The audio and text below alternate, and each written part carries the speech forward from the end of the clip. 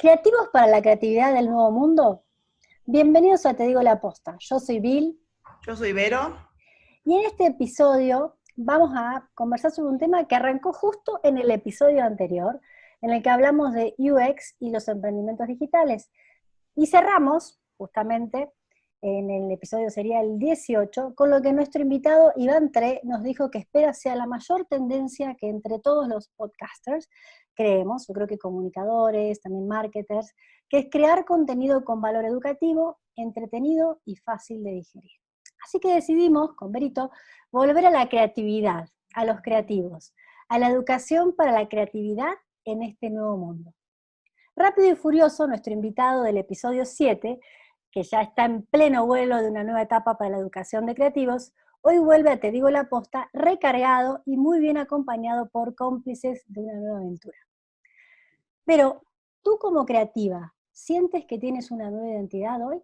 Y bueno, sí, yo encima, yo en la parte de creatividad desde chiquita, que estoy en este mundo. O sea, mi papá tiene un salón de eventos en Mar del Plata y desde chiquita todo lo de creatividad, manualidades, de todo.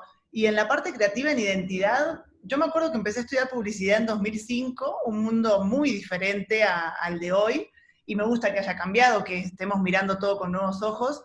Y en el caso personal de mi carrera, mi identidad de publicitaria es 90% mexicana, porque yo me recibí en Mar del, estuve 2 años trabajando allá y ya me vine para aquí, entonces está bueno eso de tener una doble identidad y de conocer, ¿no? Y encima que la identidad se alimenta todos los días, eso creo que lo hablamos siempre, ¿o no, Bill?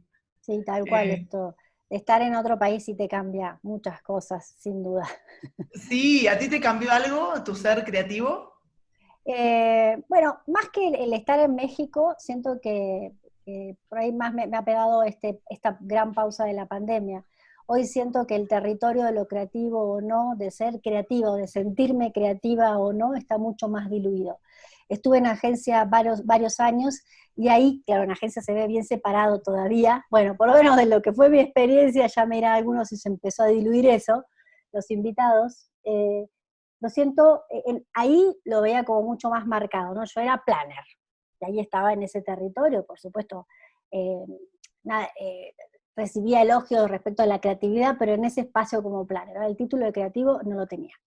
Y hoy, gracias a esta gran pausa, me reconecto con mi esencia creativa, ¿no?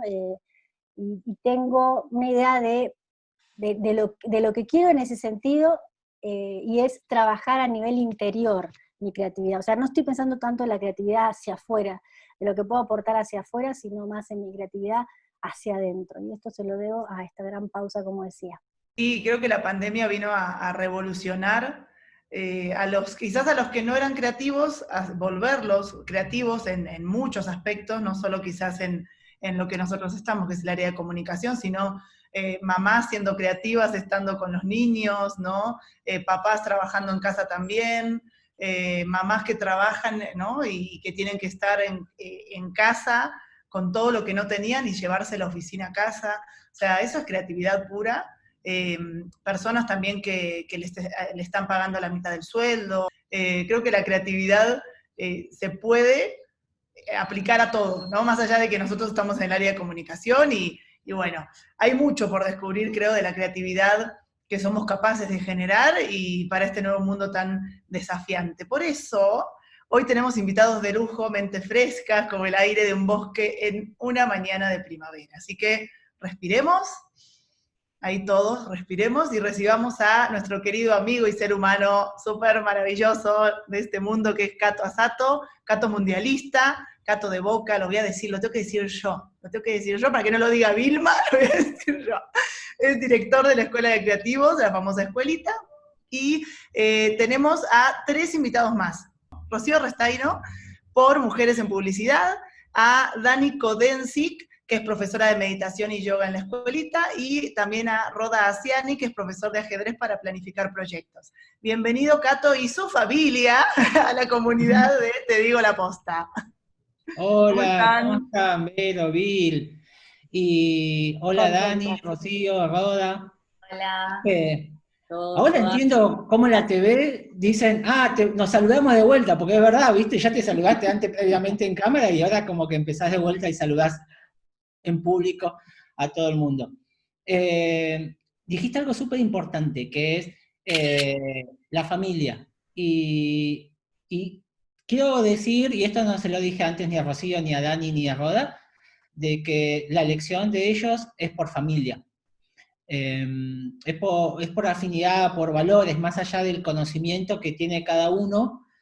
Yo siento que la educación hoy y en un futuro tiene que ir y tiene que apuntar más a todo lo que es de fondo y no de forma. O sea, no importa, supongamos, la escuela de creatividad, no importa si es dirección de arte, redacción o digital, sino es qué valores hay dentro de cada uno de ellos, y para ellos obviamente hay que elegir esos docentes con los mismos valores. Yo siento tanto en Rocío, en Dani como en Roda, que compartimos los mismos valores, las intenciones, los códigos. Después viene el conocimiento.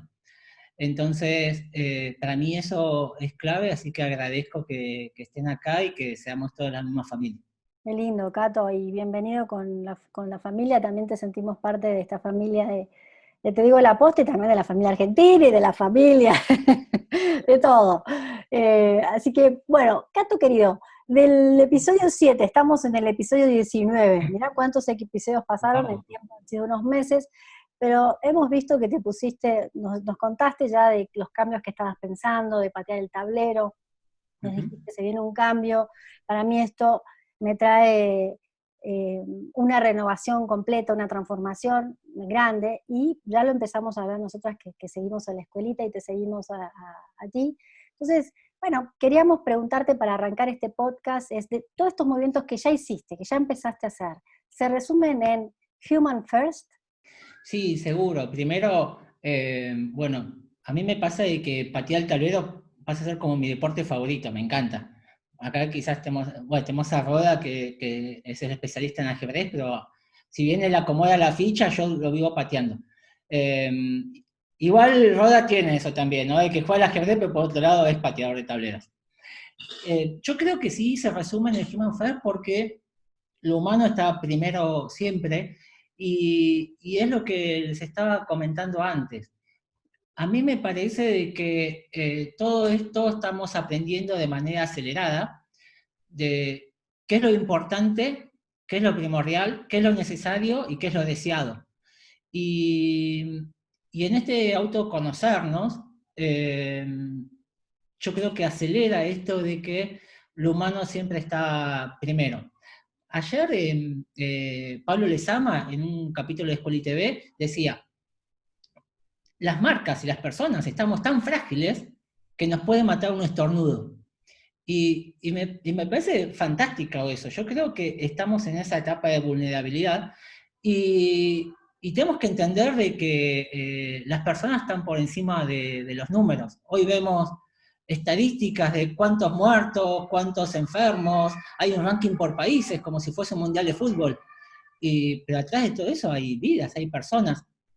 Entonces, yo creo que eso es importante y por eso está acá Dani, está Rocío y está Roda, porque son tres profesionales y tres también profesores de la escuela que tienen esa humanidad por delante.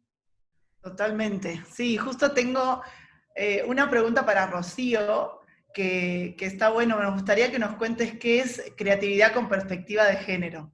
Bueno, hola de nuevo. Gracias por la invitación y por todo el cariño de Cato. Gracias, Cato, por siempre tus palabras tan cálidas. ¿Qué es la creatividad con perspectiva de género? Bueno, en realidad puedo empezar contándote qué es la perspectiva de género y en base a eso ir como viendo si llegamos a la creatividad.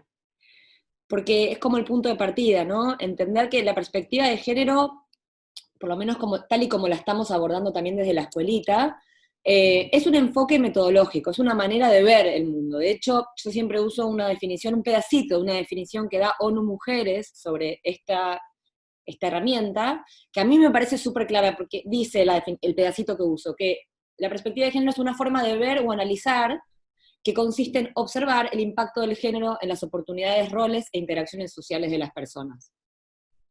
Entonces, desde ese lugar, o desde esa definición, desde esa manera de entender qué es la perspectiva de género, lo primero que tenemos que hacer es entender que hablamos de un punto de vista, ¿sí? La perspectiva de género en este sentido es una forma de ver, una forma de analizar el mundo. ¿Y en qué consiste?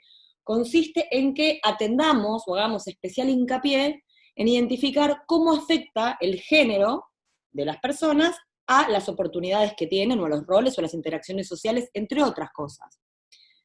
Entonces, eso aplicado a la creatividad nos puede llevar a pensar en que una creatividad con perspectiva de género no es ni más ni menos que una creatividad que toma en cuenta este elemento tan importante que introduje así como muy rápidamente, que es el género, ¿no? Entonces, es una, por lo menos desde como lo veo yo, es una creatividad que es sensible a las desigualdades de género, ¿no?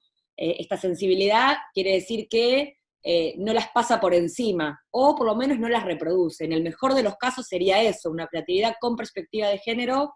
En el mejor de los casos sería una idea creativa que pudiera como reproducir o contribuir a que imaginemos un mundo sin desigualdades, ¿no? Un mundo donde el género de las personas, me detengo en género porque es de lo que estamos hablando, pero podríamos también incorporar otras desigualdades en esta lista, un mundo en donde el género realmente no signifique una restricción a las libertades individuales. Eso sería una creatividad con perspectiva de género, por lo menos como lo imagino yo, ¿no? Una creatividad que no restrinja a las personas, no restrinja las posibilidades, y nos permita sobre todo imaginar, como decía recién, un mundo en el que no dependa de cómo me identifico, o sea, que las oportunidades a las que accedo no dependan de si me identifico como mujer, si me identifico como varón, si me identifico como otra identidad. Ese sería como un poco mi punto de vista respecto a la creatividad con perspectiva de género. Muchas gracias, Rocío. Me surge preguntarle algo más, Brito, que es preguntarte directamente, Rocío, ¿cuáles son los límites, ahora sí, en la creatividad? Porque yendo a lo concreto, sí, bueno, ¿cuáles pueden ser como indicadores o detonantes de decir, bueno, estoy en la línea o me estoy yendo de tema? Porque, digo, estamos tan mal acostumbrados a hacerlo, que por ahí hasta el que dice, no, yo soy inclusivo, yo realmente respeto la identidad de género de cada uno, puedes caer sin querer, ¿no? Entonces, ¿cuáles serían como señales a tener en cuenta y qué recomendaciones podrías dar para los que les genera curiosidad esto? Sí, totalmente, como decís, o sea, muchas veces pasa, bueno, así funcionan los sesgos, ¿no? Cuando uno reproduce desigualdades de género, la mayor parte de las veces, no siempre, pero la mayor parte de las veces no es consciente de lo que está pasando, no es consciente de lo que está haciendo, ¿no? Por eso es tan difícil erradicar el sexismo de la comunicación, porque se nos pasa. ¿Y por qué se nos pasa? Porque en realidad la manera en la que pensamos ideas está totalmente atravesada por la cultura en la que vivimos, ¿no? Entonces, la cultura en la que vivimos y la cultura en la que nacimos, e inclusive antes, la cultura de donde vienen digamos, nuestros padres, nuestras madres, nuestros abuelos, abuelas, digo, esto no es algo que empezó ayer. Entonces, la manera en que pensamos ideas está atravesada por toda esa construcción cultural, que es una construcción cultural androcéntrica, ¿sí? Y patriarcal y desigual. No vamos a discutir por qué vivimos en un mundo desigual, si quieren lo discutimos, pero sería una discusión de otro capítulo, pero el hecho es que vivimos en un mundo que es totalmente desigual, y la desigualdad está en las estructuras. Por eso, ¿cómo identificar una publicidad, un mensaje, una idea, una acción que tiene estereotipos o que es sexista? Bueno, hay que atender justamente a esas situaciones. Entonces, una pregunta de rigor es, bueno, a ver, ¿no? Y usando la definición que di antes de perspectiva de género, decir, bueno, a ver, esta idea, ¿no?, que tengo enfrente, o que estoy pensando, ¿cómo impacta en la vida de las mujeres, los varones u otras identidades que pueda estar considerando? ¿Qué tipo de imágenes estoy reproduciendo? ¿Qué tipo de situaciones? ¿No? ¿Son situaciones que reproducen o que legitiman, ¿no?, que es otra palabra clave, situaciones de desigualdad, estoy poniendo a la mujer, estoy haciendo que la mujer parezca, suponete, algo típico de la publicidad de Latinoamérica, pero del mundo también. Estoy haciendo ver a una mujer como que disfruta de limpiar el piso, como que es lo mejor que le pasó en su vida, ¿no? Digo, bueno, si eso sería reproducir una desigualdad. ¿Por qué digo reproducir una desigualdad? Porque una mujer que a las 2 de la tarde, una mujer que aparte no es cualquier mujer, ¿no? En general es una mujer joven, flaca, blanca, eh, disfruta, ¿no? En éxtasis de lavar el piso a las 2 de la tarde, y llega su marido, que toca la puerta y ella lo recibe, ¿no? Digo, toda esa situación está reproduciendo sesgos que son muy, muy, muy estructurales. No es solamente que a la mujer le guste o no lavar el piso, tiene que ver con las jornadas laborales, tiene que ver con la valoración que hacemos del trabajo de los varones y las mujeres, tiene que ver con el rol que ocupamos en la sociedad, o sea, esas situaciones que tal vez uno no repara, porque en general, por eso, muchas veces pasa esto, que uno tal vez no repara en la gravedad de las situaciones que está reproduciendo. Entonces, mi recomendación en ese caso sería preguntarse esto. Bueno, primero, otra pregunta de rigor es, ¿qué identidades forman parte de la idea? ¿No? Porque muchas veces pasa que, en el caso de las mujeres específicamente, no estamos. Típico caso de, por ejemplo, bebidas alcohólicas, automotrices, ¿no? Muchas veces las mujeres no estamos. Otras veces estamos mucho, ¿no? Solamente nos hablan a las mujeres. Y esto se puede extender a otras identidades. Si incluimos en el debate a las identidades trans, esto se vuelve sumamente más crítico, ¿no? Cuando yo hablo de mujeres y varones, estoy hablando de mujeres y varones cis. Entonces, bueno, esa sería una pregunta. ¿Quiénes son las personas que están protagonizando esta idea y qué están haciendo? ¿No? ¿Y qué imagen del mundo está construyendo esta idea? Yo sé que es una pregunta que por ahí parece como muy compleja para evaluar una idea publicitaria, pero bueno, es parte del ejercicio de empezar a pensar en nuestras ideas, no solo como ideas y ya, sino como realmente dispositivos de condicionamiento y disciplinamiento cultural, que es en realidad en lo que la publicidad se transforma, ¿no? Cuando a una idea que cualquiera de nosotros puede tener le agregamos millones de dólares de inversión en pauta y en difusión. Gracias, Rocío, qué maravillosa respuesta. La verdad es que me dejas pensando, y digo, también hablando de creativos y hablando de creatividad, esto es neuroplasticidad también, de no caer en la de siempre, ¿no? Si es un detergente, vamos con la señora, a las 2 de la tarde, blanca, como decía, los estereotipos, que los hemos usado durante tantos años, y como creativos, es decir, ahora sí la vamos a tener que pensar, no es que no lo piensen y que los creativos no se rompan la cabeza, estoy hablando de eso, sino decir, hay un reto creativo para contar una nueva historia del mundo. Qué maravilloso, felicidades que estén en esto.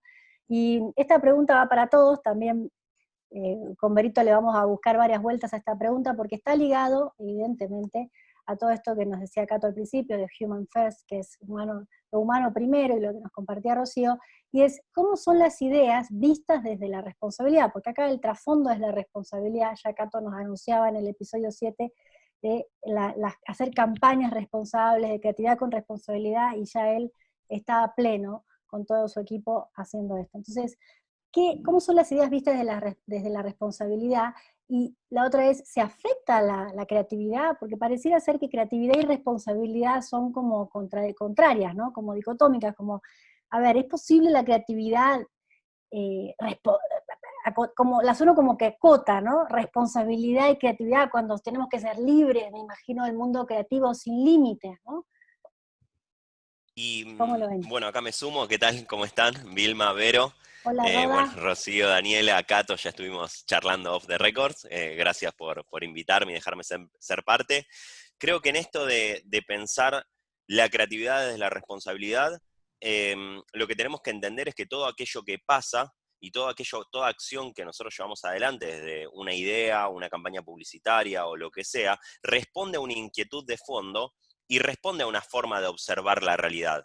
Responde a una cosmovisión y en ese sentido, digamos, me subo a lo que decía Rocío, y quizás para ponerte metáforas muy sencillas del ajedrez, digo, el ajedrez en algún punto fue creado en un momento emulando una realidad. Y todo lo que surgió a su alrededor tuvo que ver con adaptaciones creativas para que el ajedrez responda a los intereses de quienes en algún punto detentan el poder. Digo, cuando nosotros llevamos adelante una acción tenemos que tener cuidado porque nuestras acciones responden a intereses y a veces no son nuestros intereses, sino que son intereses de otros grupos u otras personas. Y acá marco 3 o 4 cosas, pero digo, ¿por qué en el ajedrez, habiendo blancas y negras, siempre las blancas mueven primero? ¿Por qué los peones son los únicos que no pueden volver para atrás? Digo, ¿por qué el rey es al que tenemos que cuidar y la única pieza que no se puede comer? Y después, digo, el ajedrez aparece, digamos, Arabia y y cuando llega a España, y vamos con la creatividad, ¿no? Y las medidas de marketing, vamos a ponerle una cruz al rey, ahora, arriba, y vamos a cambiar algunas figuras, algunas piezas, y que algunas piezas se parezcan más a lo que nosotros vivenciamos, y entonces el alfil empezó a ser un poco el consejero del rey, más bien como un obispo, se veía al principio, digamos, como alguien que asesoraba. Eh, entonces, desde ese lugar, digo, las medidas que se van tomando respecto de un proyecto, respecto de una idea, tienen dos grandes cuestiones para pensar. Uno, a quién va dirigido y qué se pretende con esa acción que llevamos adelante. Digo, qué buscamos generar, y en algún punto puede ser reproducir ciertos modelos y estándares, como decía Rocío. Y por otro lado, intereses a los cuales responde. Y me parece que ahí es donde nos tenemos que meter y ahí es donde tenemos que ver de no equivocarnos, de no meter la pata. Una argentineada sería no transar. ¿Y qué es lo que no transamos? Bueno, como decía Cato, los valores. Yo creo que es lo que no está en discusión. Podemos ponernos a charlar respecto de cuál es el plan estratégico, cuáles son las acciones que vamos a llevar adelante, cómo nos vamos a organizar. Lo que no podemos estar poniendo en tela de juicio y debatiendo son cuáles son los valores y cuál es nuestra forma de ver la realidad, porque desde ese lugar no nos conviene hacer cosas juntos. Y digo, un poco para ver, digo, la responsabilidad es 100%. Al menos mi forma de ver las cuestiones es, yo soy 100% responsable por todo lo que hago y por los resultados de esas cuestiones que hago. Y me gusta verlo así porque también me resulta súper empoderante. Si pienso que yo soy responsable por todo aquello que pasa y todo mi entorno y las cosas que van pasando, bueno, como yo soy responsable puedo cambiarlo también. Entonces, el chiste de sentirse 100% responsable en algún punto es también el empoderamiento que surge respecto de poder hacer algo diferente. Wow, eso que nos contaste recién del ajedrez, justo yo tenía una de esas preguntas ahí para hacerte, porque digo, sí, ¿se tendrían que cambiar las piezas de ajedrez o las jugadas de ajedrez? Y al menos pienso que deberíamos problematizar esto, que es importante cuando le enseñamos a Sí. chicas y chicos a jugar al ajedrez, que tengamos en cuenta estas cuestiones. Digo, desde el hecho, hay una carta muy interesante creo que era, de un religioso jugador de ajedrez, porque en algún punto también lo que se charlaba es cómo puede ser que el peón varón llegue al otro lado y se pueda transformar en reina. Digo, en esto de la coronación del peón, el peón cuando llega al otro lado, que se está travestiendo esa pieza. Entonces, digamos, y hubo toda una rosca y un debate en torno a eso para que se pueda, digamos, terminar aprobando y que se pueda seguir jugando al ajedrez, porque no estaba permitido, porque rompía con algunos de los estándares de época. Entonces digo, por lo menos entender que todo lo que pasa hasta acá, y esto también es importante transmitirlo a la juventud, desde que todas las cosas que logramos son conquistas adquiridas y son derechos adquiridos, que no vienen de fábrica, no están de base, y digo, porque si no, empezamos a tener retrocesos respecto de las conquistas y las reparaciones históricas que conseguimos como sociedad, respecto de la diversidad de género, sexual, respecto de los derechos de las trabajadoras y los trabajadores. Y entiendo que quizás, digo, ¿qué tendrá que ver esto con la creatividad? Bueno, la verdad es que todo, Sí. todo tiene que ver, y porque nuestra perspectiva educativa, y creo que por eso también esto que decíamos de familia, de poder sentarnos en la misma mesa a enseñar bajo el ala de Cato, tiene que ver con poder armar una fuerza de choque que al menos esté motorizada por los mismos intereses. Entonces digo, ¿hay que cambiar las piezas? No, pero al menos hay que entender que forman parte de otro modelo y hay que problematizarlo para no reproducir, como charlábamos antes, las mismas acciones, digo, que de forma implícita o explícita terminan siendo opresoras de ciertas minorías o espacios de de nuestra sociedad. Sí, hacerlo consciente ya es, o sea, es un Claro. gran paso, digo, ¿no? Uno podemos transformar lo que no podemos ver, lo que no Lo podemos que no podemos distinguir, cuantificar. sí.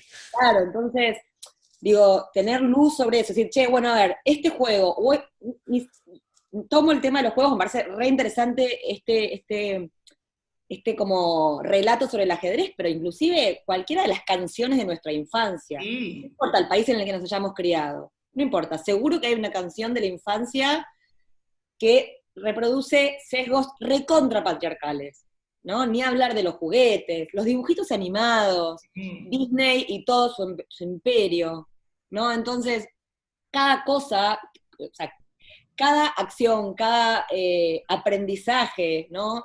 Cultural que vamos adquiriendo y que también vamos reproduciendo, porque ahí está como lo complejo, ¿no? Que todo lo que recibimos después nosotros de alguna manera u otra, ¿no? Lo reformulamos y lo volvemos a ofrecer.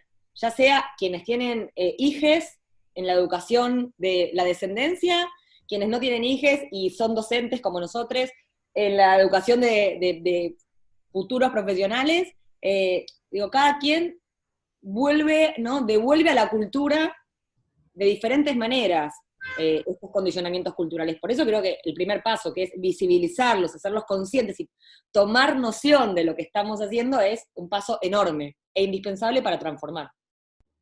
Sí, ya verlo es el gran paso. Ya creo que a partir de ahí ya no te puedes hacer el tonto, ¿no? O la tonta, bueno, no me doy cuenta de que esto es así, ¿no? Ya empiezas a caminar sobre un piso nuevo y eso es lo lindo.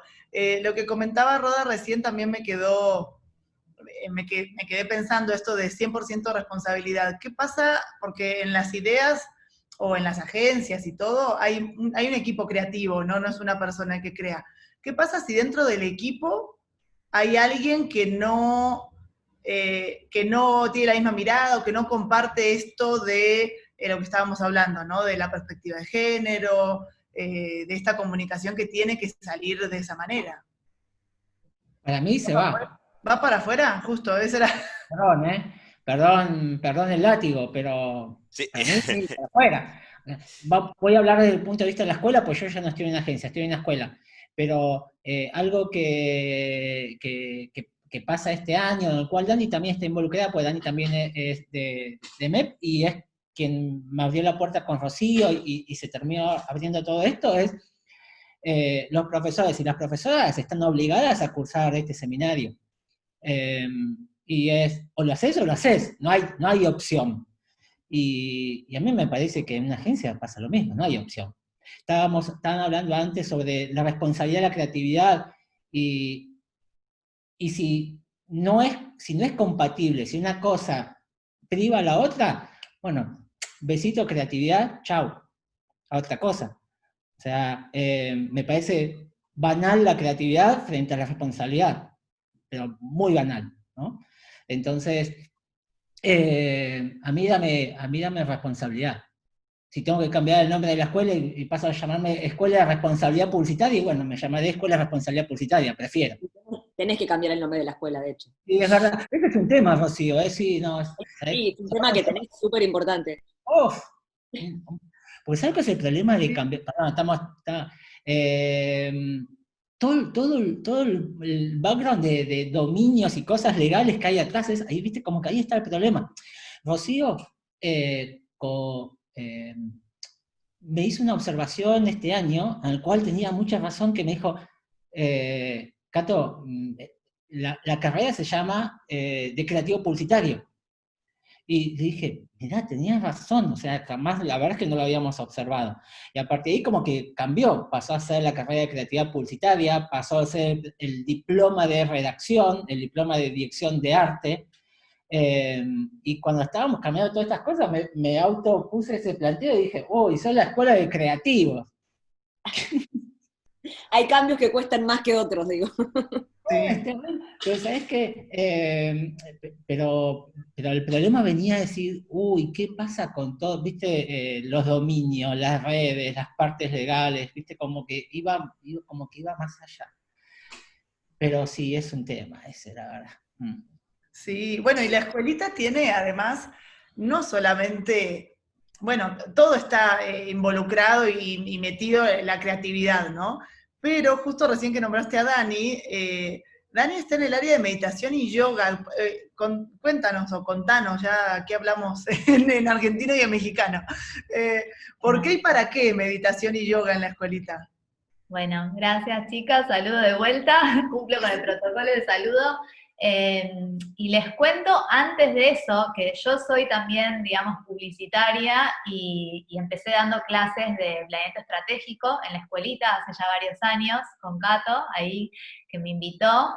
Fue una experiencia increíble para mí, me encantó, y dentro de las clases yo medio como de costado metía algunos ejercicios de respiración, pranayamas, para ayudar a todos ahí a diferentes objetivos, ¿no? Como de repente si necesitaban concentrarse más, enfocarse, les daba un tipo de respiración, si estaban quizás con nervios frente a una presentación a un cliente, una clienta, otro tipo de ejercicios, y siempre eso terminaba siendo como el boom del curso, y más allá de todo lo que haga el planeamiento estratégico, se quedaban como muy enganchados y enganchadas con eso, y generaba como mucha curiosidad, y desde ahí yo siempre con Cato era, tenemos que hacer más de esto, tenemos que hacer más de esto, y siempre desde un lugar de absoluto sueño y juego. Nunca me imaginé que íbamos a terminar haciendo una clase de meditación en la escuelita, y eso porque Cato es mágico y tiene la cabeza así abierta y recibe, ¿no? Y fue como, wow, qué bueno. Entonces, bueno, digamos, es importante, hay un montón de cuestiones por las cuales son importantes para todos y todas y todes, pero algo que quería como retomar desde lo que estaban también hablando era que ahí había empezado también Vilma a hablar de la creatividad y esa importancia de ir hacia su propia creatividad, y por definición somos todos seres creativos y creativas, esa es nuestra esencia, venimos digamos, desde ahí, fuimos creados y creadas por, digamos, la sexualidad, que es la energía de la creatividad. Entonces, como por definición todos y todas lo somos, y la creatividad es un proceso que es personal y es profundo. Entonces, ahí, desde la meditación o desde la práctica del yoga, diferentes ejercicios, podemos ayudar a entrar en esa profundidad. Porque una cosa es que una vez se te disparen unas ideas y como que en algún momento entras en un mecanismo automático también, que está bueno como poder contar con diferentes herramientas que te saquen de ese automático y que te lleven a otro lugar. Entonces, como, digamos, tenemos diferentes aspectos de los cuales podemos abordar, desde lo físico, digamos, puntualmente yo puedo ayudar mismo con las posturas físicas de hoy día, que estamos como re con las pantallas, en el escritorio todo el día, quizás sin movernos tanto como antes, entonces ahí ya hay todo un universo de cosas por hacer, hasta para la vista, ejercicios oculares, para los músculos oculares, después de la respiración, que es nuestra energía, es lo que nos da energía vital, digamos, lo que ingresamos oxígeno y egresamos dióxido de carbono, es un proceso mecánico que hacemos todos los días, todo el día, pero que si sabemos dirigirlo, nos puede dar muchos beneficios, como por ejemplo estar más enfocados, enfocadas, al mediano y largo plazo darnos mayor claridad mental, más eficiencia, estabilidad emocional, aprender a observarnos,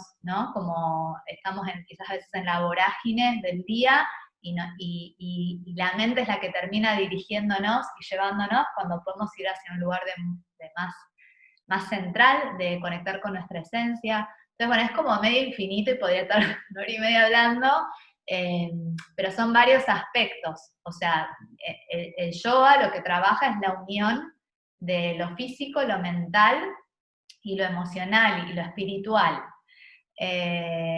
Y bueno, cada una de esas facetas se van integrando y se van trabajando con diferentes herramientas. Y la meditación nos permite justamente, algo que también estaban hablando de los condicionamientos y la neuroplasticidad, también trayendo un poco conceptos de la neurociencia. Nosotros, digamos, generamos hábitos a partir de repetirlos una y otra vez, desde que somos muy chiquitos, chiquitas, y vamos aprendiendo formas, y así nuestras redes neuronales se conectan y están acostumbradas a un tipo de pregunta-respuesta que cada vez se fortalece más. Nuestro cerebro tiene plasticidad y tiene la capacidad de aprender nuevas respuestas, y con la meditación vamos hacia esos espacios del subconsciente a los cuales no podemos acceder desde la conciencia, y empezamos a descondicionarnos y empezar a tener otras miradas. Entonces, bueno, para mí es como súper interesante poder integrarlo a esta industria, ¿no? Por decirlo de alguna manera. Muchas gracias, Dani. Genial lo que nos compartís, la verdad es que sí, yo no tengo duda de lo vivo personalmente, de haberme metido en la práctica del yoga y la meditación, a mi manera, no soy profesional del tema, pero sí he visto el efecto en mí y también con las personas que trabajo, así que todo hace sentido, todo lo que nos van compartiendo hace sentido, es congruente, es coherente con esta misión en la que están.